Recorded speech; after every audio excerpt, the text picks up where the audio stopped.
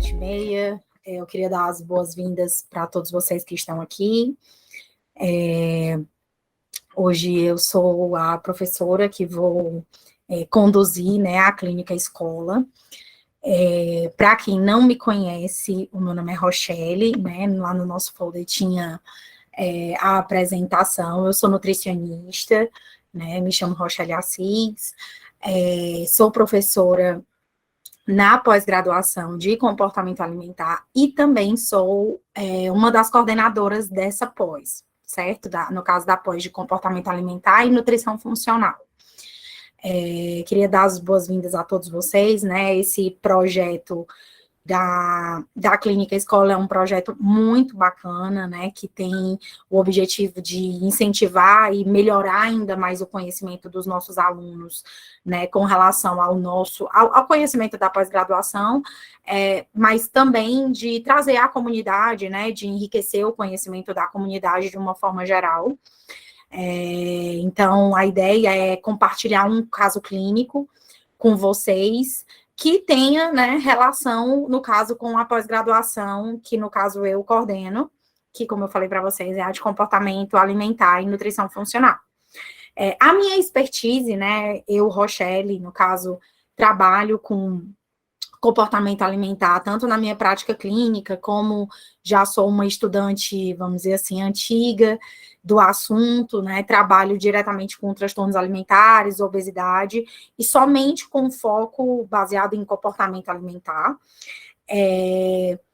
Tenho duas pós-graduações, na verdade, uma na área, né, de transtornos alimentares e obesidade, fiz mestrado na área de genética e comportamento alimentar, e tenho já uns 10 anos de formada, sou professora de graduação e de pós-graduação, e também, como eu falei, eu tenho um consultório, né, trabalho com os meus pacientes clinicamente falando.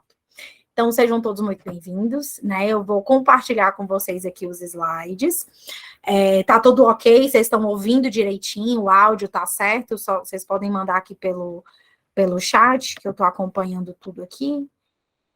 Se vocês está tudo ok, alguém está tendo algum problema com o áudio, com alguma coisa. Estou vendo aqui alguns alunos da pós, mas também estou vendo pessoas que não são da pós, né? Sejam todos muito bem-vindos, a gente fica muito feliz, né, com a participação de vocês. Incrível, enfim, fico feliz demais mesmo, de vocês tirarem, né, esse tempinho da noite de vocês para participar e para aprender. Né? Vamos lá, então eu vou compartilhar aqui os slides. Peraí que eu vou abrir a apresentação.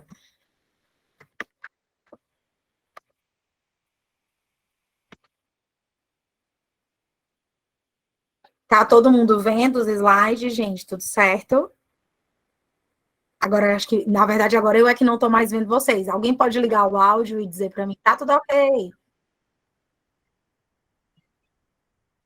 Tudo ok, professora. Oi. Vou passar aqui um slide para vocês me dizerem se tá tudo certo. Tá passando? Vocês estão vendo o segundo slide? Sim, estudo de caso. Perfeito, gente, obrigada. Então, vamos lá. Então, vamos começar, né? A gente vai fazer hoje uma discussão, né, de um caso clínico que eu tenho no consultório. Na verdade, nesse momento, eu não estou mais o acompanhando, é um homem, mas foi um caso muito interessante que eu acompanhei por mais ou menos uns 3 anos e meio, tá? Esse estudo de caso tem uma ênfase em obesidade e em hipercolesterolemia, só que no caso, como eu falei para vocês, com a abordagem não dieta, que é, sei lá, 95% dos meus casos no consultório, né, eu atendo de forma não prescritiva. Vira e mexe, acontece, né, alguma necessidade específica, mas normalmente, às vezes, a gente pensa assim, poxa, Rochelle, a obesidade é uma doença crônica, né, existe sim um tratamento conservador, né, que a gente pode trabalhar, que é o que normalmente a gente aprende na graduação. Mas o trabalho com comportamento alimentar, ele também trouxe, né, muitas inovações para o tratamento da obesidade, que no caso aqui também ainda tem esse aprofundamento com a hipercolesterolemia, que eu tive excelentes resultados e que eu não utilizei a prescrição. Então, por isso que eu achei, né, interessante trazer esse, porque eu achei que vocês fossem, né, se interessar mais. vocês podem ficar à vontade para ligar o microfone de vocês, tá? E me paralisar, me perguntar alguma coisa no meio, tá? Se vocês quiserem deixar para o final também, podem ficar à vontade. Eu vou abrir para as perguntas, né? Um pouco antes da gente finalizar. Mas eu acho que esse momento de hoje, né, a clínica escola de uma forma geral, ela é legal para ser uma discussão de caso mesmo. Então a ideia é, poxa, Eli, aí, o que é isso mais? Eu não conheço isso muito bem, você pode falar um pouco mais? Eu vou tentar aprofundar o máximo que eu posso, né, dentro do tempo, mas vocês fiquem à vontade para dizer assim, não entendi, pode repetir, não conheço isso, tá bem? Então vamos lá. Bom, então, como eu falei para vocês, é um caso de um homem, né, que é mais raro no meu consultório também, tenho que dizer, né, não é todo dia que um homem procura uma nutricionista com foco em comportamento alimentar para trabalhar a obesidade. Só que no caso desse homem, né, em específico, ele tinha 45 anos na época, né, era um empresário, morava sozinho, então ele não era casado, nunca tinha casado, não tinha filhos, e ele vivia longe de toda a família dele, né? O pai dele já havia falecido, a mãe dele ainda era viva, ele tem um irmão, mas no caso dele, tipo, ele morava longe da família toda. Ele mora aqui em Goiânia, né? Mas a família dele não mora aqui, é do interior de Goiás. E aí era aquela coisa, tipo assim, ele não tinha muita assistência, ele era uma pessoa muito sozinha, de uma maneira geral. Era como se, tipo assim, ele fosse muito bem sucedido, mas ele não era muito cuidado. Quem cuidava dele eram os funcionários dele, vamos dizer assim, né? E isso era uma parte muito complexa, porque ele tinha uma jornada de trabalho, tipo, sinistra, o tempo todo, não se desconectava, era 24 horas por dia, WhatsApp, né? Trabalhava de noite, trabalhava de manhã, trabalhava de tarde, tinha jornadas de trabalho muito intensas e estava sempre, como se dissesse assim, a minha vida é trabalho, então, tipo, eu vivo em função disso. E as outras coisas da vida, tanto a parte familiar, como a parte emocional, como, enfim, todas as outras partes da vida, né? Quando a gente trabalha com comportamento alimentar, a gente olha muito para todos os contextos de saúde, né? Não só para a saúde física dele, mas para a mental, para a social. Ele não tinha. Ele não tinha saúde mental, ele não tinha saúde física, certo? Ele não tinha saúde social também, mas enfim, né? Era como se dissesse assim: minha vida é trabalho, eu foco nisso e eu preciso de ajuda. Então, ele foi bem assim: eu preciso de um profissional, né? Me indicaram você, que fosse uma pessoa mais empática, porque eu preciso que alguém cuide de mim. Eu tô, né? Faço alguns exames, sou acompanhado por alguns médicos, eu pago as melhores pessoas, vamos dizer assim, mas eu não tô conseguindo resultado, não tô tendo melhora e eu tô com medo de morrer. Basicamente, era essa a demanda dele, o objetivo dele principal, né? A fala dele era essa. Então, ele tinha uma renda familiar de mais de 20 salários mínimos, era né, realmente uma pessoa muito bem sucedida que tinha condição de pagar qualquer tipo de tratamento, né? Isso facilita muito para mim, porque no caso do tratamento de comportamento alimentar, quanto mais frequente eu consigo ter essa pessoa, né? Quanto mais presença dele no consultório eu pudesse ter, para mim era melhor. Só que no caso dele, mesmo, né, a gente podendo estar presencialmente, ele era remoto, né? Não tenho tempo, no meu, aqui mesmo, onde eu trabalho, na minha empresa, eu não tenho condição de ir até você. Ok, né? Assim a gente fez. Ele tinha casa própria, tinha plano de saúde e tinha condição de pagar consultas particulares, inclusive, né?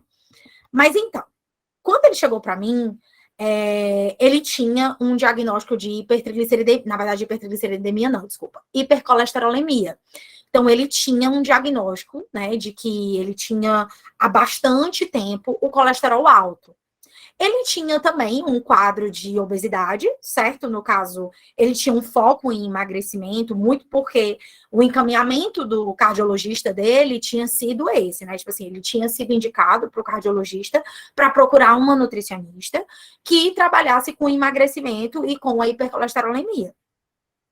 No caso, a melhora do perfil lipídico de uma forma geral, né? Esse era o grande objetivo dele.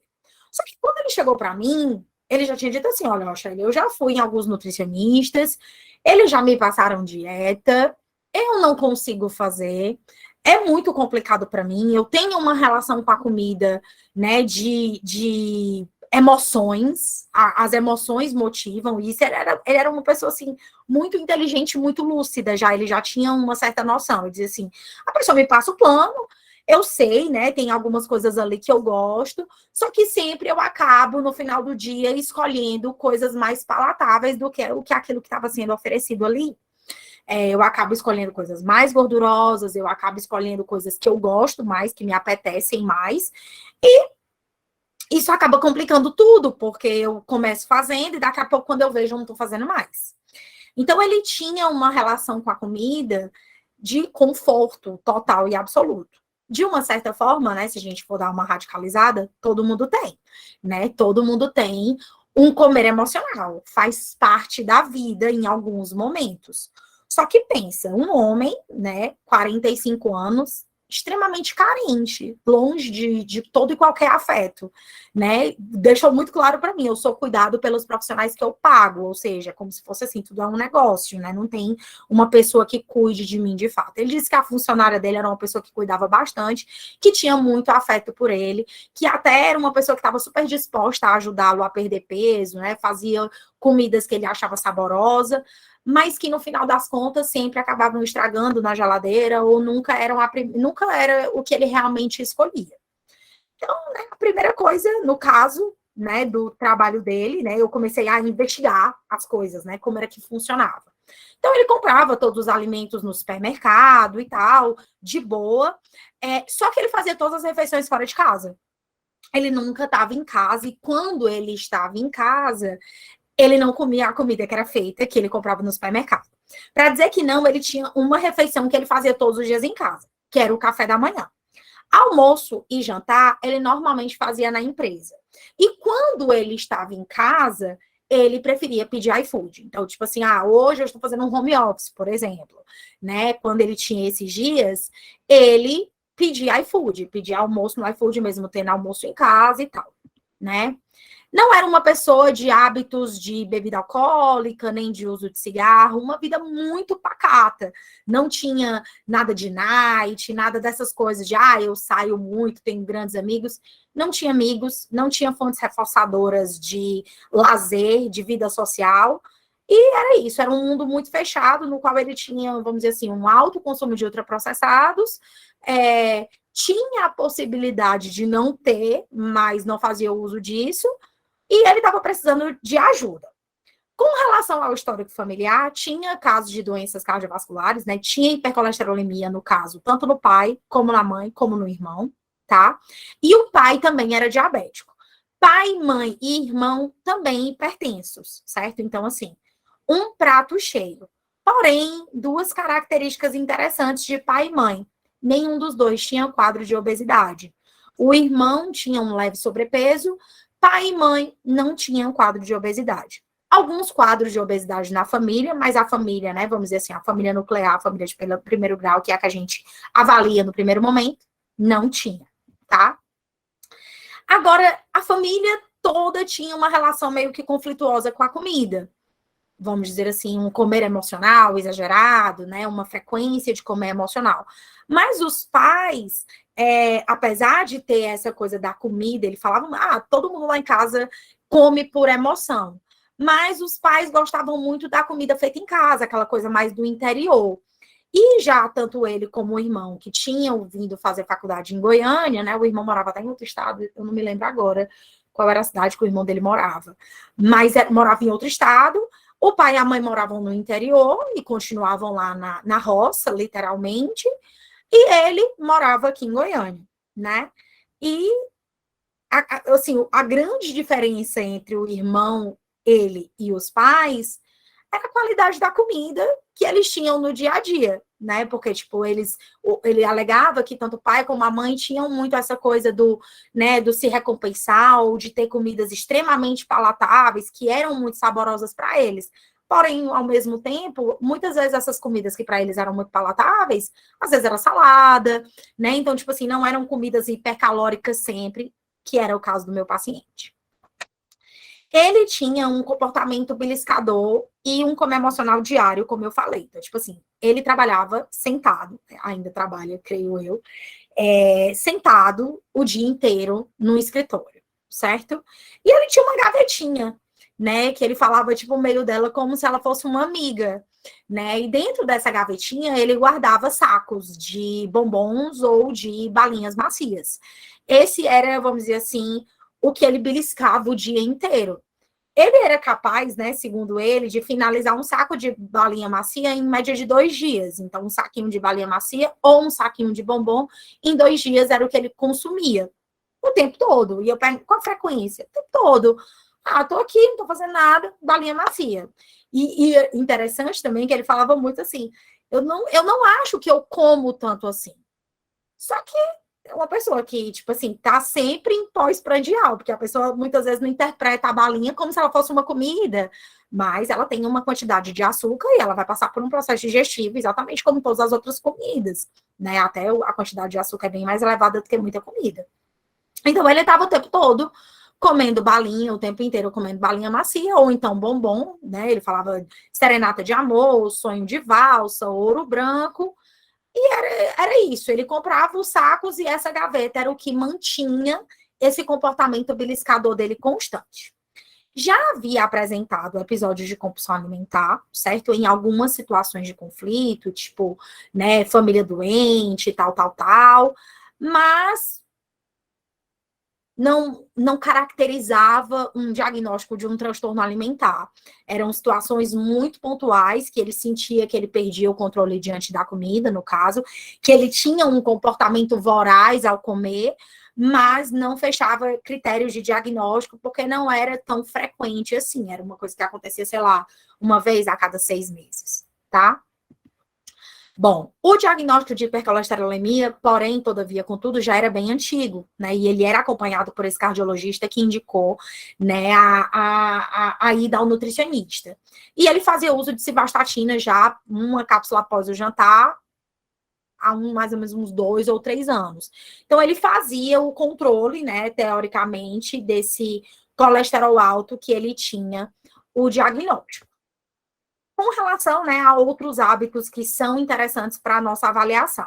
Dormia cerca de mais ou menos umas 4 horas por noite, tinha muita insônia, acordava com o celular tocando, com o WhatsApp constantemente sendo recrutado e tal, para participar de alguma coisa que tinha acontecido na empresa dele, que aquele funcionário que estava de noite tomando conta lá do estoque tinha entrado em contato com ele. Então, assim, ele tinha uma demanda de sono horrorosa. Basicamente era isso. Ele tinha problema de sentir sono e, além disso, ele estava sempre em alerta. Sempre em alerta. Ele era o grande responsável pela empresa e as pessoas ficavam, né, dando satisfação para ele o tempo inteiro, inclusive de madrugada. A urina dele era clara, então ele tomava bastante água. Ele relatava que tomava em média uns 3 litros de água, que era do mesmo jeito que a gavetinha, vamos dizer assim, estava sempre ali com a comida, ele sempre tinha garrafas e garrafas e garrafas de água por perto. Então não era uma complicação para ele beber água. Beber água era um grande amigo, na verdade. Era uma demanda que eu não precisei mexer. Ele já bebia bastante água. Com relação à escala de Bristol, por outro lado, né? Nossa, ele bebia tanta água, mas ele apresentava um quadro de fezes ressecadas.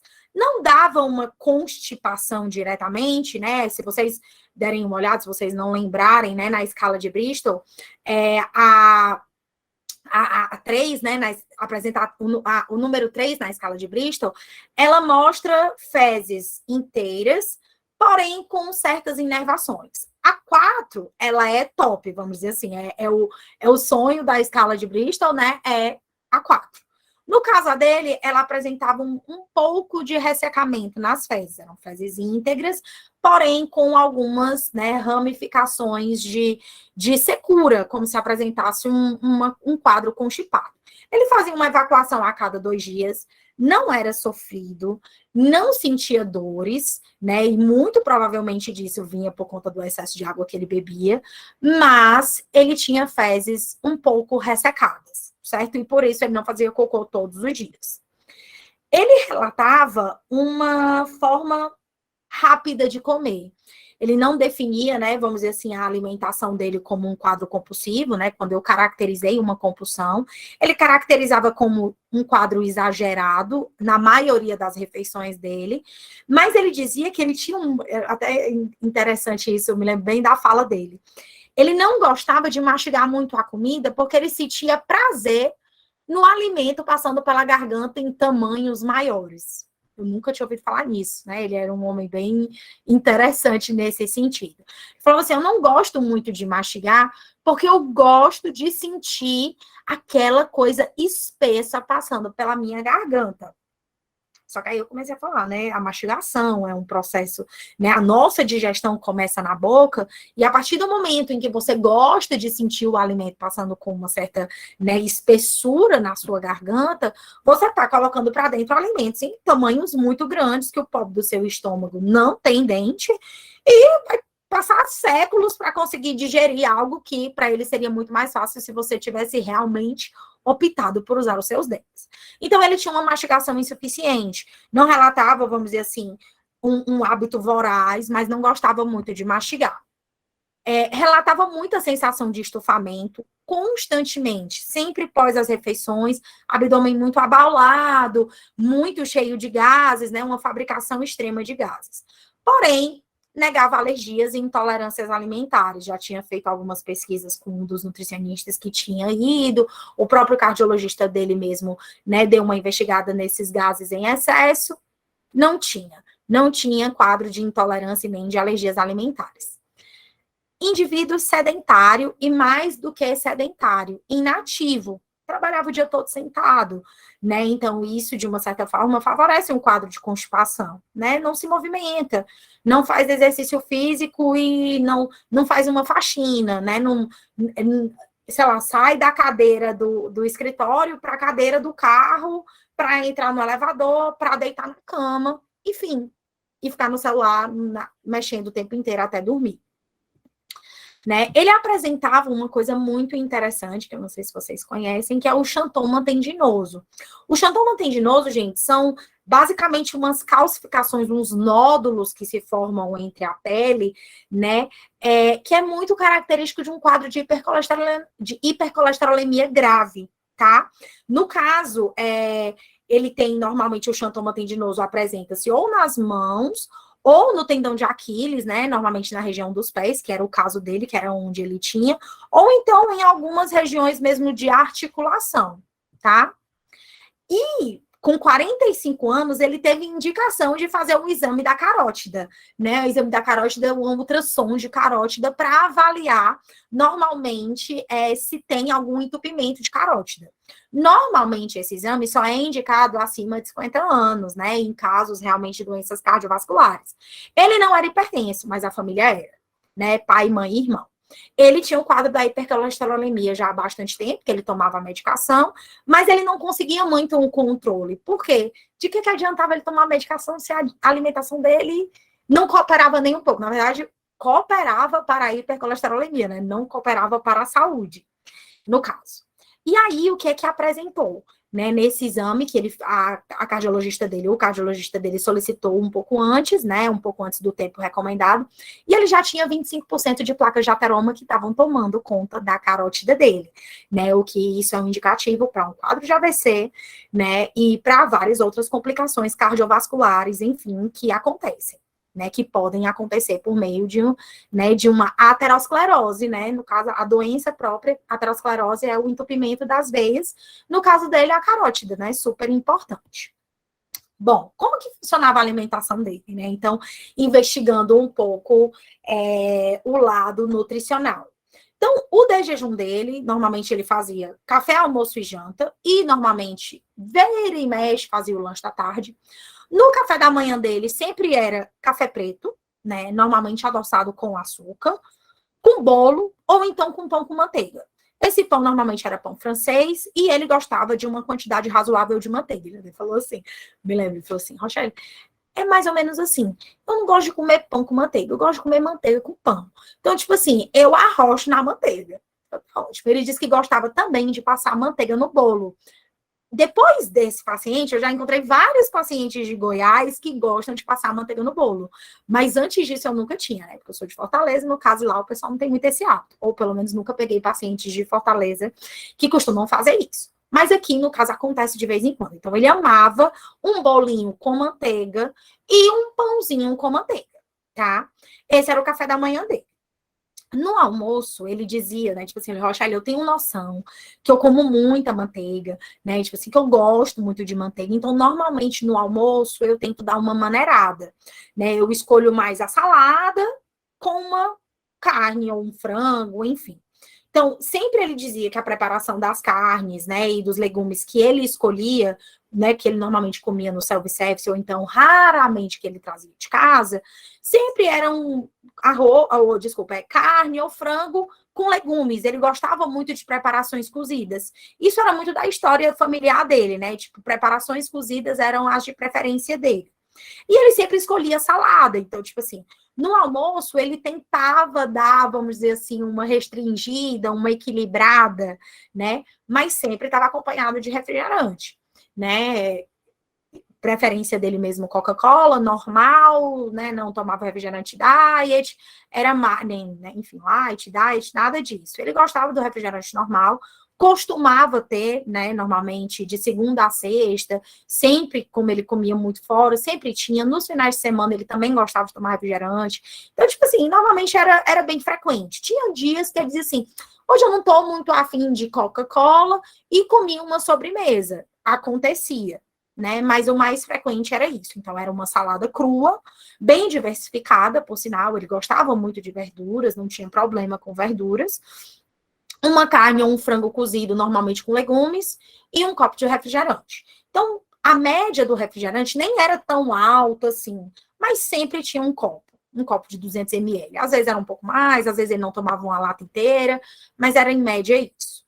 E aí, normalmente, né, no lanche da tarde, não fazia todos os dias, dependia muito do ritmo de trabalho, era isso que ele alegava.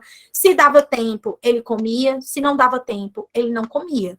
Então, era muito das reuniões, do dia e tal. E sempre o que tinha por perto dele. Então, tinha uma lanchonetezinha por perto lá da empresa dele, que ele dizia que sempre comprava, sei lá, um salgado, então, normalmente um enroladinho de queijo com aquele coquinho em cima, ou um salgado frito, uma coxinha, uma esfirra, o que ele sentisse naquele momento que era de boa. E ele gostava de tomar todinho no lanche da tarde, né? Tipo, era um grande amigo dele. Ele dizia que tinha uma certa memória afetiva quando ele era criança.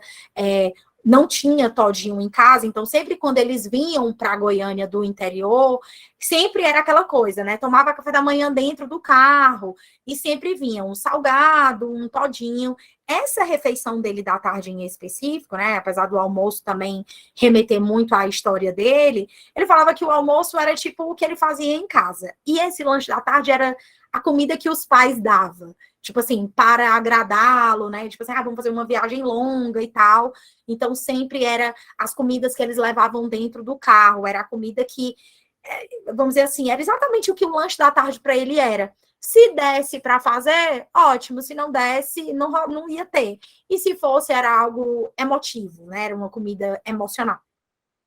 E aí o jantar, né, ele fazia sempre, e ele relatava sempre ter bastante fome, né, no jantar dele. Mesmo quando ele fazia lanche da tarde, ele dizia assim, que sentia menos fome do que quando ele não fazia, mas ele dizia, normalmente eu janto muito tarde, então, tipo, mesmo quando eu faço lanche da tarde, eu já tô morrendo de fome na hora do meu jantar. Relatava jantar, tipo, mais ou menos entre 9 e 10 horas da noite, né, e sempre muito iFood, então, pizza, hambúrguer, normalmente sempre com muito bacon, queijo, até vinha, né, gostava de salada no hambúrguer, comia alface, tomate, cebola, essas coisas todas, ele gostava muito de verduras, gostava de experimentar sanduíches diferentes e tudo mais, mas também sempre relatava a presença de uma sobremesa. No jantar, ele não era tão amigo do refrigerante. No caso, né, essa sobremesa ou refrigerante era o que intercalava entre almoço e jantar. Já no jantar era sagrado sobremesa. Bolo, brownie, brigadeiro, enfim, ele gostava sempre de pedir coisas de fora. E, né, quando ele não estava afim da sobremesa, porque aquela comida tinha, sei lá, satisfeito ele demais, ele normalmente escolhia o refrigerante em vez da sobremesa. E aí eu trago esse ponto muito importante que acontecia com essa frequência para ele. Um saco de balinha macia ou de bombom a cada 2 dias. Isso daqui, gente, era distribuído ao longo do dia. A partir do café da manhã, toda hora era a hora. Entre o almoço e o lanche da tarde, toda hora era a hora. Entre o lanche da tarde e o jantar, toda hora era a hora. E às vezes depois do jantar, quando eu falei, né, que ele fazia serões e serões às vezes no trabalho, toda hora era a hora. Então, era tipo assim, quando a gente ia quantificar, a gente começou a fazer esse trabalho por meio do diário, era cerca de, sei lá, 50 balinhas por dia, tipo assim, sei lá, 40 balinhas por dia, ou bombom. Era direto. Tá. Bom, e aí fazendo um resumo, né, para vocês. Então, ele consumia uma grande quantidade de ultraprocessados, bastante doce, muito refrigerante e comia fast food diariamente.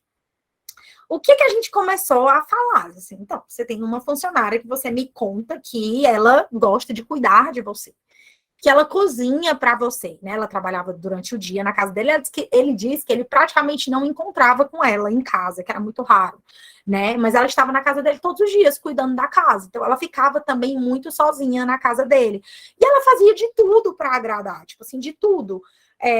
Fazia todo tipo de comida, fazia lanche, fazia tudo. Ela falava, por que o senhor não leva e tal? Ele encontrava com ela, tipo, quando estava saindo de casa para trabalhar, ela já estava lá, já tinha feito, né? Ele tomava o café da manhã do jeito dele mesmo, ela podendo fazer, sei lá, várias outras possibilidades. Ela era uma boa cozinheira, passava o dia cuidando da casa, passando roupa, e é isso. E assim, cuidava da casa em si. Literalmente, né? Vamos dizer assim, ela era a pessoa que morava naquela casa, entre aspas.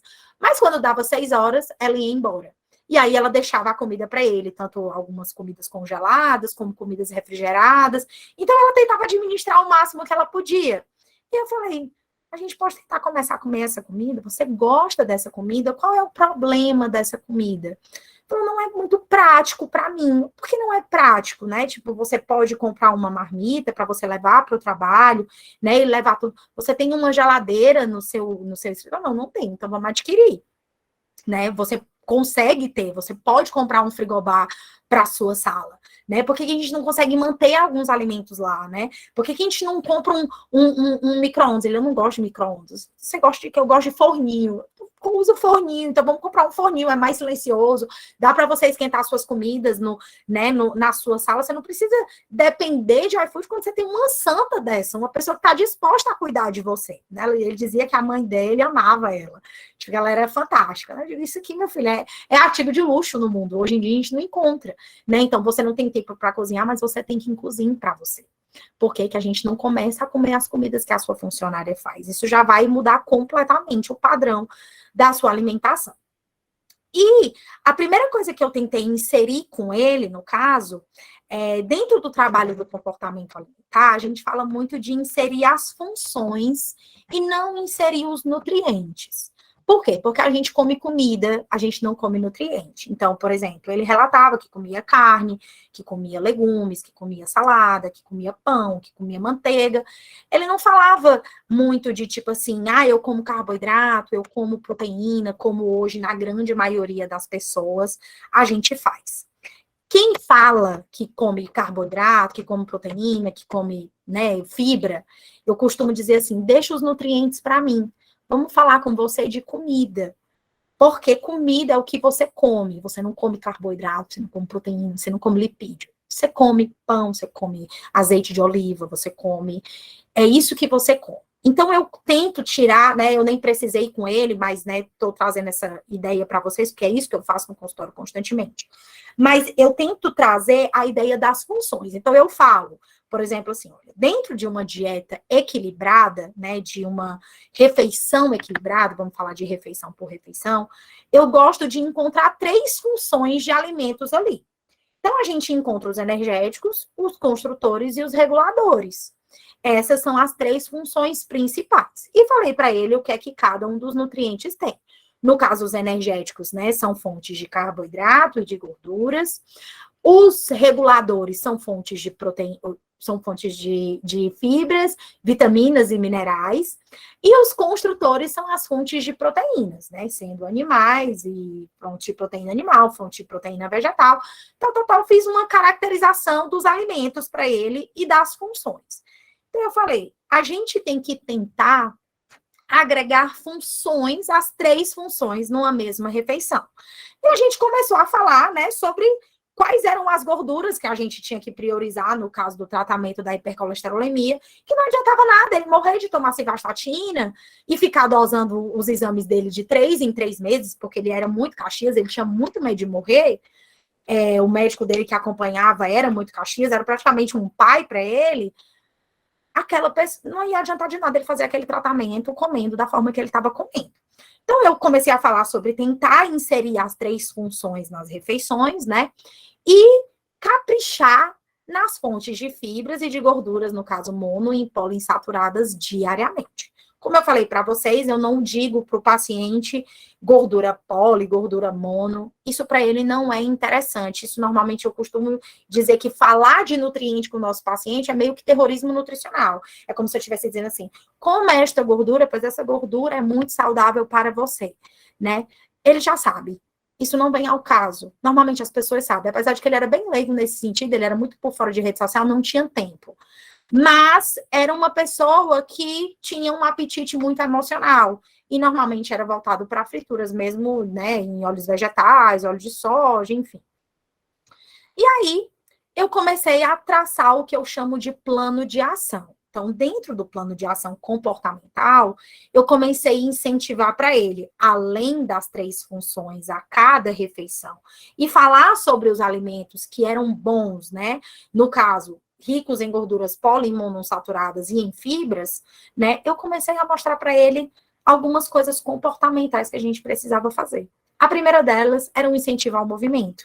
Ele não precisava, por exemplo, ir para a academia, já que ele relatava não ter tempo de jeito nenhum, nunca na vida inteira. Mas ele podia fazer alguns exercícios dentro da sala dele, por exemplo. Ele podia se levantar da cadeira dele por algum tempo e ficar em pé. E aí ele falou, vai ficar em pé? Tipo, falei, sim, ficar em pé já vai mudar o seu gasto energético. A gente precisa modificar um pouco isso. Se eu falasse para ele, vai para a academia, ele ia embora e não ia voltar. E claro, ele precisava, mas o incentivo ao movimento, e quando eu falo isso, não é fazer exercício físico para emagrecer, é fazer exercício físico para a sua saúde. Todos os corpos precisam fazer exercício físico. Você tem um quadro de obesidade, como eu disse para ele, ok, mas a questão não era essa. Eu precisava que ele se movimentasse. E também comecei a trabalhar algumas ferramentas de atenção plena e de comer intuitivo. Bom, o que caracterizava ele? Peso de 98 quilos, 1,78 m de altura, um IMC de 30,95 aferindo, no caso, uma obesidade grau 2, uma obesidade moderada. Ele tinha um percentual de gordura, né, que eu aferi na bioimpedância, exatamente essa do meu consultório, né, a tetrapolar, com uma quantidade de 32%, né, de gordura corporal, ou seja, para um homem bem elevado, né, e uma circunferência da cintura de 110 centímetros, que também é alta, né? Ou seja, 2 preditivos cardiovasculares altos, né? O IMC, ele não me fala sobre isso, mas um percentual de gordura de 32%, um percentual de gordura elevado, e uma circunferência da cintura acima de 110 centímetros, uma circunferência da cintura com risco alto para doença cardiovascular. Com relação ao exame dele, né? Vamos dizer assim, tudo normal, mas o colesterol dele apontava sempre, mesmo com o uso de simvastatina, uma demanda. O que ele apresentava? Ele tinha um colesterol total de 239, que dentro, né, do padrão é considerado limite. Então, o colesterol total dele não era alto, tá? Era limite. Só que o HDL dele ficava ali, né, fora do desejável. O desejável é acima de 60, ele ficava com 55. Não era considerado baixo, porque normalmente considerado baixo é abaixo de 40, né, miligramas por decilitro. Mas o dele era 55. Então, não estava no lugar onde a gente queria, mas isso foi um dos grandes motivos pelo incentivo ao movimento. Se a gente se movimentar, a gente consegue melhorar a HDL, normalmente mais do que com dieta. E se ele movimentar, se ele fizer exercício físico, a gente vai conseguir o que a gente quer. E, por outro lado, o LDL, a fração de LDL dele estava 193, então estava acima de 189, considerado muito alto dentro da recomendação. Então, o que a gente observa aqui? A gente precisa olhar para o colesterol total? A gente precisa, mas a gente precisa olhar também para essas frações, porque essas frações vão falar muito para a gente. E no caso o LDL, o colesterol que é julgado ruim, né, o de baixa densidade, que, né, normalmente leva a gordura sai do fígado e começa a levar para todo mundo, né, para todos os órgãos, é aqui espalha por todo lugar, estava alto. Bom, e aí? O caso dele, o diagnóstico dele era uma hipercolesterolemia familiar, certo? Esse é o diagnóstico. Normalmente, o que acontece? É uma doença genética, certo? No metabolismo lá das lipoproteínas, que é caracterizada pelos níveis elevados do colesterol do LDL. Então, como vocês viram, o colesterol total estava dentro de um limite. Não estava bombando, não, mas estava ok, né? E o LDL estava bombando. Então, o que é que ele tem, né, nesse diagnóstico? Além desse dado do LDL ser alto, ele também era caracterizado pela presença dos sinais clínicos de xantomas tendíneos, que ele tinha, e também um risco aumentado para a doença arterial coronariana prematura, que ele também tinha, uma carótida já com preenchimento de 25%. Então, ele estava com um prato cheio para ter sei lá, um infarto agudo do miocárdio, um AVC, e a gente precisava cuidar disso, né? Tem o aumento do colesterol, no caso, na corrente sanguínea, como, né, todos os outros quadros de hipercolesterolemia, embora o colesterol total permaneça em níveis normais. Então, essa é uma caracterização muito fidedigna, ele tinha um diagnóstico muito claro dessa hipercolesterolemia familiar, certo? No caso, é preciso observar as frações, como eu já falei para vocês. A fração do LDL, ela pode estar muito elevada e, por consequência, inúmeras doenças podem acontecer. E ele estava vivenciando essas consequências, mesmo fazendo uso controlado da medicação. Bom, então o acompanhamento nutricional contínuo dele. Eu comecei a atendê-lo de 15 em 15 dias, né? Tipo assim, a ideia era realmente ter ele pertinho de mim. Não era um quadro de transtorno alimentar para atender semanalmente, mas era um quadro grave que ele precisava ficar no miudinho. Então eu propus, ó, você vai vir de 15 em 15 dias, e de 15 em 15 dias a gente vai fazer uma bioimpedância. Para a gente ir acompanhando direitinho esse percentual de gordura.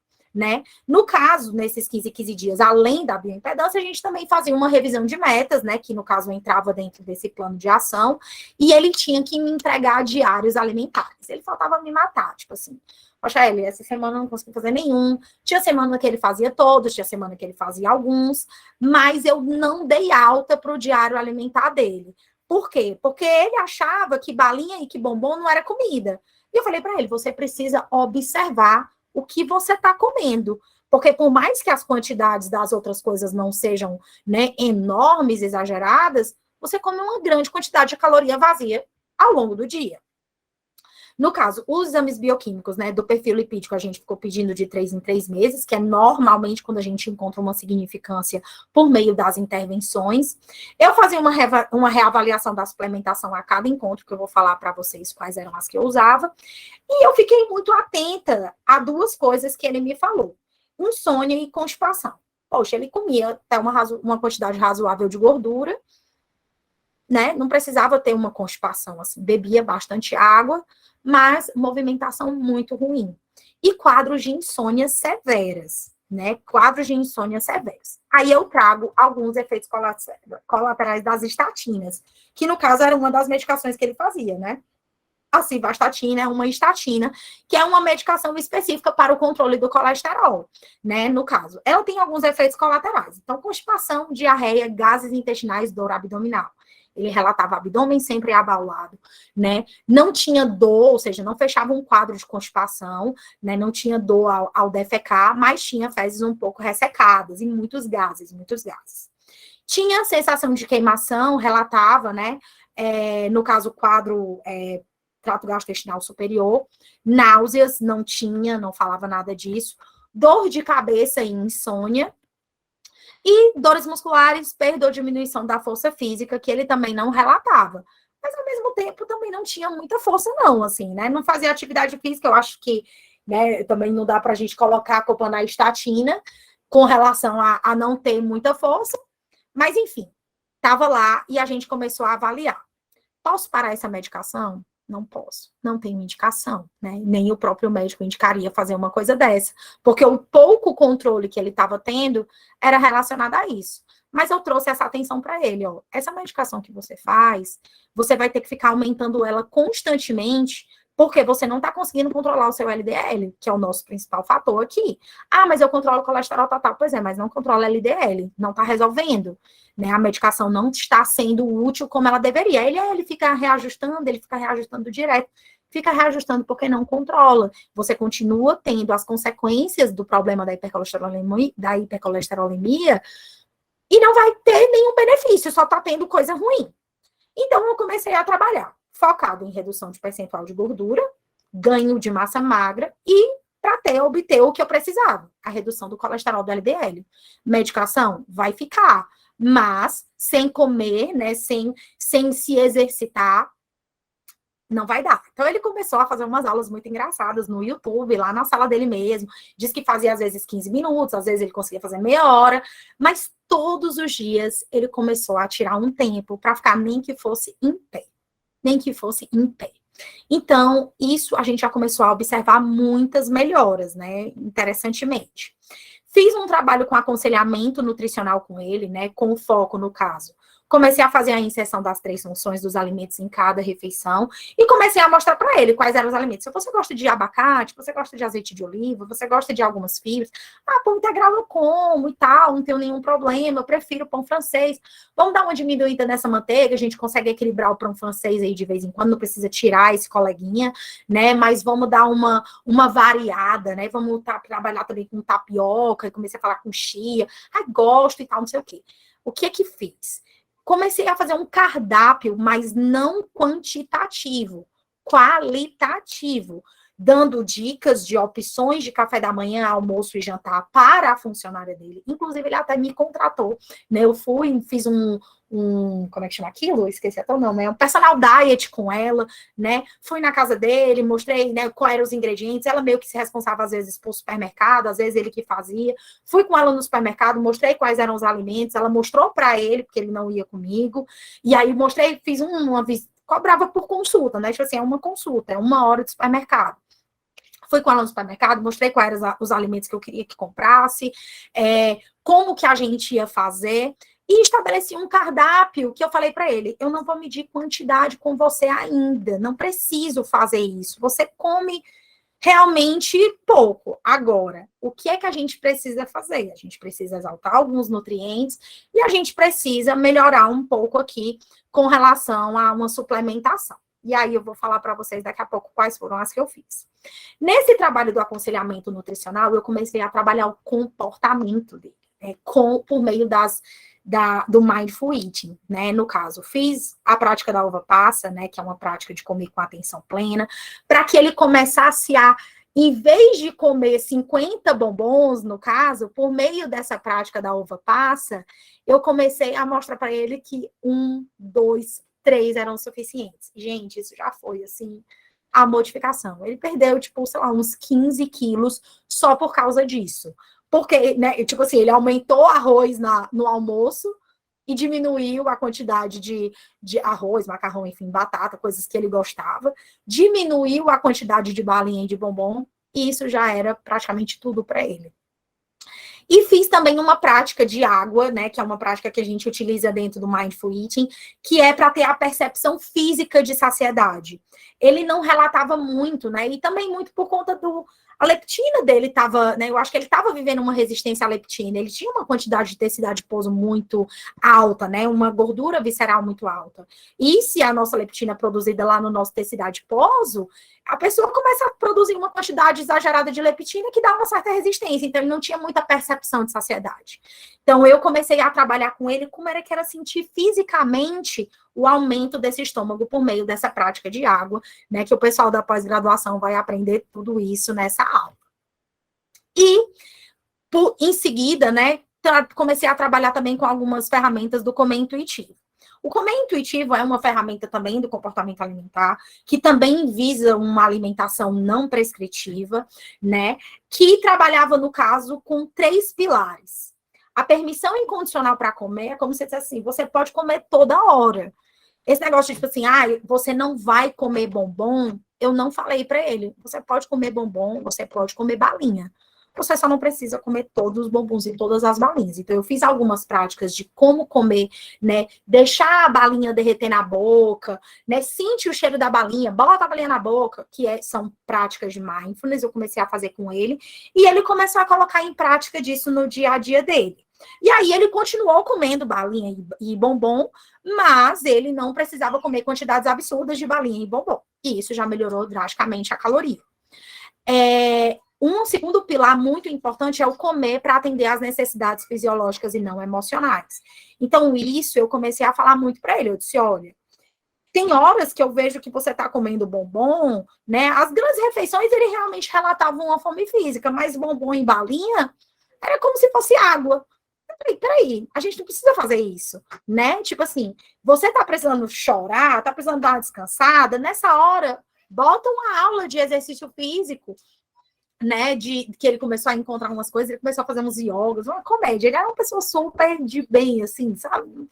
Enfim, como ele falou, Rochelle, tô fazendo umas yogas lá na minha sala, eu comprei até um tapete, né? Não, aí ele falava, mas isso aí não gasta energia. Eu disse, mas movimenta, né? Sai desse quadro de tipo assim, ai, tô triste, vou comer, tô entediado, vou comer, tô fazendo nada, vou comer.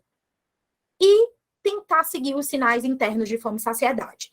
Quando eu comecei a trabalhar esse terceiro pilar, já foi quando ele já tinha começado a perder peso, porque ele começou a perceber fisicamente a saciedade, começou a perceber fisicamente a fome. E isso acabou me colocando no patamar de nunca ter precisado prescrever para ele quantidade. Porque à medida em que eu fui melhorando alguns comportamentos com ele, ele foi aprendendo a lidar com a fome e a obedecê-la, né? Enfim. O que eu fiz com relação à suplementação, como eu falei para vocês? No primeiro momento, eu trabalhei com pró e pré, ou seja, eu fiz uso de probiótico, né, para ver se a gente tentava melhorar esses gases. Dei glutamina também para ele, né, junto do probiótico, fiz um ciclo de 3 meses no primeiro momento, depois parei, porque realmente ele foi melhorando, né, foi perdendo peso, as fezes foram melhorando, e mantive a fibra ad eterno, porque ele realmente tinha vezes que preferia mais o pão francês, a salada, normalmente ele comia bem no almoço, mas no jantar não era uma coisa que ele gostava muito, a não ser que fosse hambúrguer de fora. E aí, para não comer um hambúrguer de fora, então, tipo assim, não precisa comer tanto, a gente bota um sachêzinho de Fiber Mais e ele fazia o uso. E no começo, eu não trabalhei com ômega 3, né? Eu primeiro tentei exaltar na alimentação, mas ele também não tinha muita frequência. E depois do terceiro, quarto mês, eu comecei a suplementar o ômega 3 e a gente conseguiu equilibrar o colesterol dele, LDL, apenas com as práticas. Ele não largou a simvastatina, mas ele conseguiu estabilizar o uso dela, certo? Ele não tinha indicação para largar, né? Isso foi um diagnóstico médico. E aqui é só uma imagem sobre a prática de mindfulness, né? Da uva passa, que aqui no caso a pessoa está fazendo com morango, porque a gente pode fazer com todos os alimentos. Primeiro eu fiz com a uva passa, depois a gente fez com a balinha, depois a gente fez com bombom, e a gente foi fazendo e ele foi conseguindo agregar esses novos comportamentos para ele. Queria agradecer, né? Ninguém me interrompeu, mas vou abrir esses últimos 10 minutinhos para as perguntas, né? Para se vocês tiverem alguma dúvida, alguma curiosidade que vocês queiram falar, né? Deixei aqui essa frase que diz que existe uma voz que não usa palavras, escute-a, né? Muitas vezes no nosso comer emocional, na correria do dia a dia, o que a gente precisa é de assistência. O que esse paciente precisava era de assistência. Ele precisava de educação. Ele estava sozinho, era tipo assim, pessoa sozinha mesmo. O que ele precisava, o que eu falasse para ele, ele fazia, menos seguir uma prescrição. E aí eu comecei a trabalhar com alimentação saudável, né? Com essa aliada maravilhosa que ele tinha, que ajudou bastante. Peraí, deixa eu ver aqui como é que faz o negócio do compartilhamento.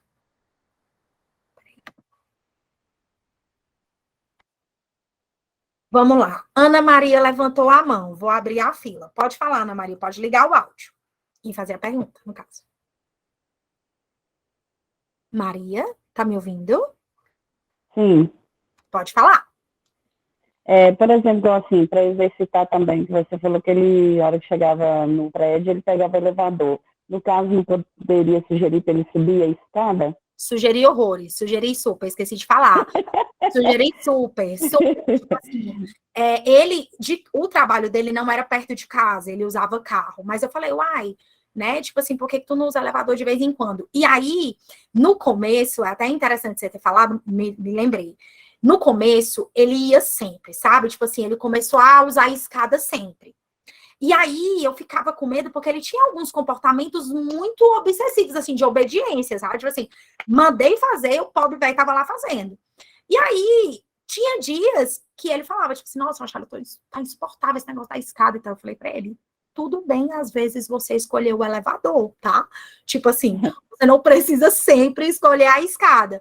Mas foram coisas que ele foi agregando. Durante o dia ele ficava em pé, em alguns momentos no trabalho, começou a fazer exercício físico, né? Tipo, fazer umas aulas de 20 minutos no YouTube, funcional, yoga. Ele começou a assistir umas coisas, dizia que tinha uns professores que eram super engraçados, que eram legais, e começou a subir escada. E com certeza, né? Tipo assim, é o que eu falei para ele. Às vezes a gente tem uma ilusão de que, tipo assim, ir para academia e não sei o quê. Às vezes não precisa.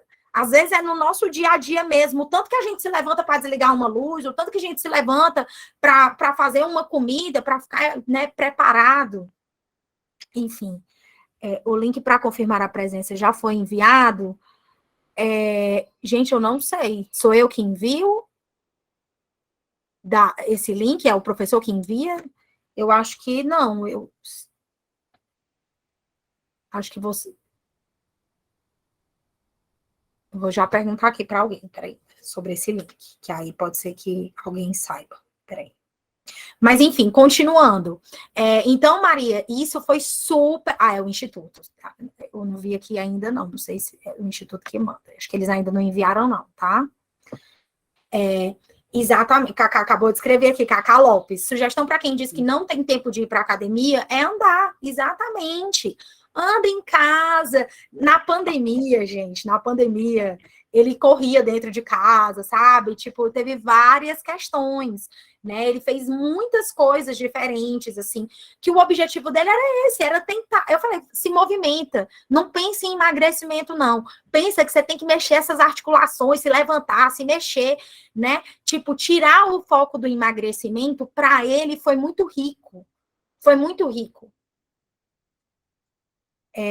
Tem outra pessoa, a Ana Maria. Peraí, agora foi a Maria Moraes e agora a Ana Maria Amorim. Pode falar. Professora, eu não entendi bem a parte da uva passa. A senhora pode explicar de novo? Existe uma prática no comportamento alimentar, nessa prática do mindfulness, que a gente, né, do mindful eating, que é o comer com atenção plena, que a gente utiliza a uva passa, certo? A gente tem essa prática, a gente aprende essa prática na pós-graduação, né, na pós-graduação de comportamento alimentar, a gente aprende algumas práticas, e essa é uma prática que a gente utiliza para ensinar o paciente a comer com atenção plena com uma uva passa. Existem vários métodos, né, que a gente pode utilizar, como eu até falei. Primeiro, eu fiz com a uva passa, porque ela uma meditação tradicional do Mindful Eating. Mas usei também com a balinha, que era o que ele costumava comer o tempo todo. Fiz a prática de atenção plena também com o bombom. Então, é uma prática que a gente aprende na pós-graduação, né, que a gente ensina na pós-graduação, que eu utilizo no meu consultório direto, praticamente com todos os meus pacientes, porque normalmente hoje o povo come sem prestar atenção. E com a uva passa, a gente utiliza essa possibilidade de aprender para ele praticar com as refeições, né? A gente ensina com a uva passa, mas para ele praticar em todas as refeições. E ele fazia isso em que momento? Em todas as refeições. Todas as refeições era para ele prestar atenção, comendo com atenção. Exatamente. No caso, por exemplo, assim, a ideia, a gente ensina com a uva passa a cheirar, a colocar na boca e não mastigar, a esperar um pouco. E aí, com essa prática da uva passa, a gente começou a agregar esse comportamento no comer. Então, por exemplo, claro que é utópico dizer que em todas as refeições ele comia com 100% de atenção plena, sempre um celular tocava, alguma coisa do tipo. Mas ele parou de comer em reunião, ele parou de comer conversando com outras pessoas, ele tentava, no momento da refeição, comer, e não fazer 55 coisas como ele costumava fazer antes. Entendido? Entendi, muito obrigada. Nada. O que mais, gente? Antoniela levantou o braço, pode falar. Boa noite. Boa noite. Primeiramente, achei muito enriquecedor, né? Essa proposta, esse estudo de caso, achei bem interessante. E a minha pergunta nós como nutricionistas, né, além de trabalhar com a alimentação, que é o fator principal, né, existem outras metas que podemos levar para o paciente, né, como a senhora relatou aí, que observou que o estado dele era também emocional, né, ele era muito carente. Então, hoje em dia, as emoções estão muito relacionadas também com a alimentação, não é isso? E assim, 100%. Isso. E assim, qual outra prática ou meta que a senhora me sugeria para tratar essa questão de ansiedade com algum paciente? Essas práticas de mindful eating são sempre utilizadas para pacientes com quadros, né, de comeres emocionais. Porque, como a gente falou, o comer emocional é normal. O problema é só quando a pessoa dorme, acorda, vive de comer emocional. Aí é punk, né? Tipo assim, o nosso motivador a comer tem que ser a nossa fome física, né? Tipo, a nossa fome fisiológica. Ana Maria, ele reduziu o LDL, ele normalizou o LDL. Foi lindo, assim. Eu posso dizer para vocês, assim, que foi um trabalho de 3 anos, intenso, certo? 3 anos mesmo, assim, acho que os 2 primeiros anos, 1 ano e meio, foi de 15 em 15 dias. Depois, aí foi passando uma vez ao mês, depois uma vez a cada 3 meses, e ele teve alta. E vira e mexe, ele me mandou uma mensagem, tipo assim, né, dizendo que tá tudo bem e tal, mas o nosso, né, quando a gente fala, Antoniela, que você acabou de citar uma coisa, nós somos profissionais de saúde. Claro, nosso foco principal é a alimentação. Mas não dá pra gente separar as nossas emoções do nosso comer. Faz parte o tempo todo, não tem, influencia o tempo inteiro. Então a gente precisa acatar e aceitar isso numa paz. E assim, a partir daí, tentar ajudar os nossos pacientes com as demandas deles. Então, demanda de ansiedade, demanda de depressão, demanda de todo o tipo de coisa, a gente pode ajudar. Então, normalmente, o que é que eu uso mais, né, para ajudar? As práticas de atenção plena que incentivam fome, né, percepção de fome, percepção de saciedade, enquanto você comer apenas coma, ajudam demais, certo? E também, né, em seguida, né, quando o caso não é de obesidade, né, porque quando é obesidade, a pessoa tem mais dificuldade de perceber saciedade. Fisiologicamente falando, né? A gente tem essa demanda mesmo da leptina, resistência à leptina e tal. Tem pessoas que percebem, ótimo. Para aquelas que não percebem, o trabalhar com o comer intuitivo eu tento deixar para depois. Eu trabalho muito com a qualidade nutricional e não mexo muito na quantidade, quando é o caso de um paciente que a qualidade nutricional precisa ser exaltada. Ele não precisava muito de quantidade, né? Limitar, restringir. Ele não precisava, mesmo num quadro de obesidade.